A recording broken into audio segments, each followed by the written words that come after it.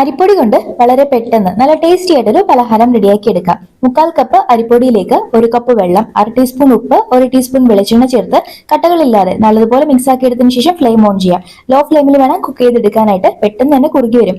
Complete ആയിട്ട് പാനിൽ നിന്ന് വിട്ട് വരുമ്പോൾ ഫ്ലെയിം ഓഫ് ചെയ്ത് 5 മിനിറ്റ് റെസ്റ്റ് ചെയ്യാനായിട്ട് വെക്കാം. ചൂടാറിയതിനു ശേഷം കുറേശ്ശെ എടുത്ത് ബോൾ പരുവത്തിൽ ഉരുട്ടിയെടുക്കാം.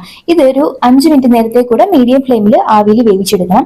പാനിൽ 1.5 ടേബിൾ സ്പൂൺ വെളിച്ചെണ്ണ ഒഴിച്ച് ചൂടായി വരുമ്പോൾ 1/2 ടീസ്പൂൺ കടുക് ചേർത്ത് പൊട്ടിച്ച് ഇഞ്ചി വെളുത്തുള്ളി പച്ചമുളക് ചേർത്ത് നല്ലതുപോലെ മൂപ്പിച്ച് ഒരു ചെറിയ സവാള പൊടിപൊടിയായിട്ട് അരിഞ്ഞത്, കറിവേപ്പില, ആവശ്യത്തിനുള്ള ഉപ്പും കൂടെ ചേർത്ത് വഴറ്റിയെടുക്കാം. സവാള നല്ലതുപോലെ വഴന്നു വന്നു കഴിഞ്ഞാൽ മസാലപ്പൊടികൾ ചേർത്ത് കൊടുക്കാം.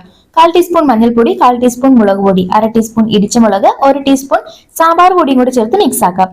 മസാലക്കൂട്ടിന്റെ പച്ചക്കുതിരെല്ലാം മാറി വന്നു കഴിയുമ്പോൾ വേവിച്ച് വെച്ചിരിക്കുന്ന റൈസ് ബോൾ കൂടെ ചേർത്ത് നല്ലതുപോലെ മിക്സ് ചെയ്ത് 1 മിനിറ്റ് നേരത്തെ കൂടെ കുക്ക് ചെയ്തെടുത്തു കഴിഞ്ഞാൽ ഫ്ലെയിം ഓഫ് ചെയ്യാം. ഇന്നത്തെ നമ്മുടെ ഈ വീഡിയോ ഇഷ്ടമായാൽ തയ്യാറാക്കി നോക്കുക. ലൈക്ക് ചെയ്യാനും മറന്നേക്കരുത് കേട്ടോ.